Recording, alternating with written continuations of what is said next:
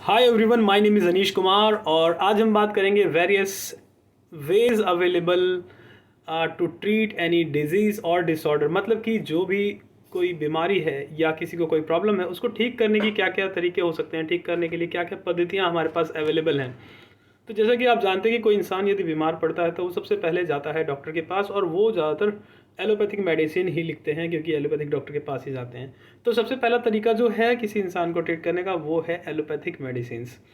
Allopathic medicine के अलावा हमारे पास जो ऑप्शंस होते हैं वो मेडिसिन ही होती हैं, जैसे फॉर एग्जांपल होम्योपैथिक मेडिसिन होंगी या फिर आयुर्वेदा। तो यानी कि मेडिसिन के ऑप्शन हमारे पास अवेलेबल हैं।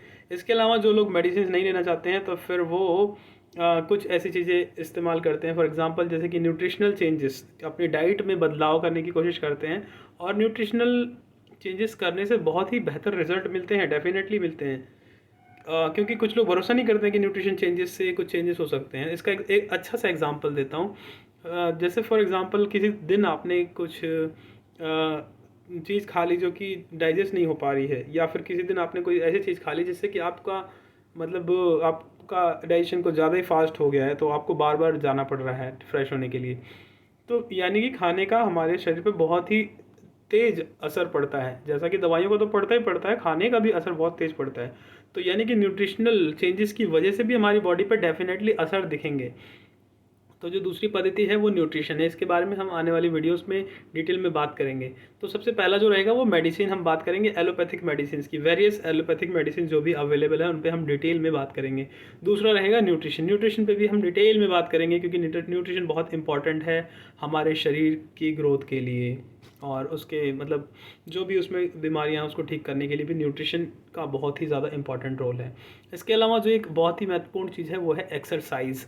एक्सरसाइज का इम्पैक्ट भी हमारी बॉडी पे बहुत तेज़ी से पड़ता है, क्योंकि अगर फॉर एग्जांपल हम खाना बस खा रहे हैं और एक्सरसाइज नहीं कर रहे हैं तो हमारा खाना डाइजेस्ट नहीं होता है, क्योंकि बॉडी को जो एनर्जी की रिक्वायरमेंट होती है वो बहुत कम होती है। अगर आप बैठे हुए हैं कहीं पे एक जगह तो आपकी बॉडी को एनर्जी की कम रिक्वायरमेंट होती है, तो जो खाना है वो इनडाइजेस्टेड रहता है, मतलब बहुत टाइम तक वो वैसे ही पड़ा रहेगा। लेकिन वहीं आप एक्सरसाइज कर रहे हैं तो खाना जो है वो बहुत ही तेज़ी से डाइजेस्ट होने लगेगा। तो तेज़ी से डाइजेस्ट होगा क्योंकि एनर्जी की रिक्वायरमेंट ज़्यादा है।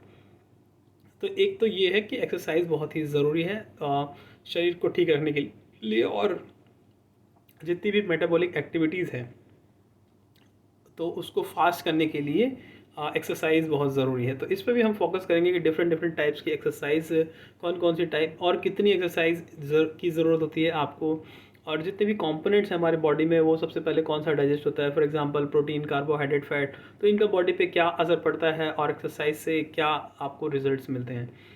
इसके अलावा हम बात करते हैं कि मेडिटेशन एक फॉर्म है जो कि आपके शरीर में बहुत ही ज़्यादा इम्पॉर्टेंट रोल प्ले करता है। क्योंकि अगर आपका जो माइंड है वो अलर्ट होगा, एक्टिव होगा और एक कंसंट्रेशन मतलब एक जगह फोकस्ड होगा और स्थिर रहेगा, तो आप मतलब किसी भी चीज़ में इंटरेस्ट दिखा पाएंगे और इजीली आप फोकस कर पाएंगे। अगर आपका फोकस ही नहीं होगा तो फिर आप एक्टिव नहीं रहेंगे उस पर्टिकुलर काम को करने के लिए। तो इसलिए जो फोकस है यानी कि मेडिटेशन है, ध्यान लगाना जो है वो बहुत ही ज़्यादा ज़रूरी हो जाता है। तो इस पे भी हम फोकस करेंगे और इस पे भी बात करेंगे, क्योंकि ये भी एक ट्रीटमेंट का तरीका है हमारे शरीर को ठीक करने के लिए और हमारे शरीर की एक्टिविटी को एनहांस करने के लिए।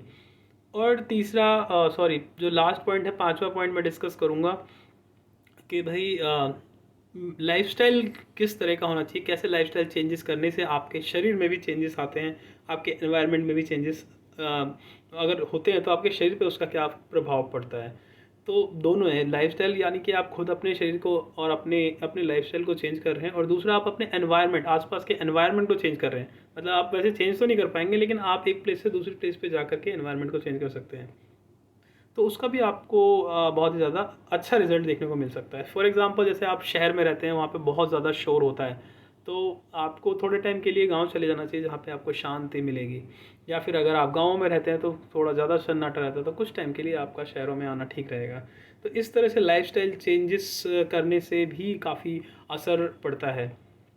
तो यही 5 सिस्टम मैंने बताया। सबसे पहले मेडिसिन, उसके अलावा न्यूट्रिशन में भी खाना पीना जो है उसमें बदलाव, इसके अलावा माइक्रो न्यूट्रिएंट्स भी इन्वॉल्व हो सकते हैं, तो वो भी आप ऐड कर सकते हैं। तो कौन कौन से माइक्रो न्यूट्रिएंट्स बहुत सारे जो ज़रूरी होते हैं हमारे शरीर के लिए, उनकी भी बात करेंगे।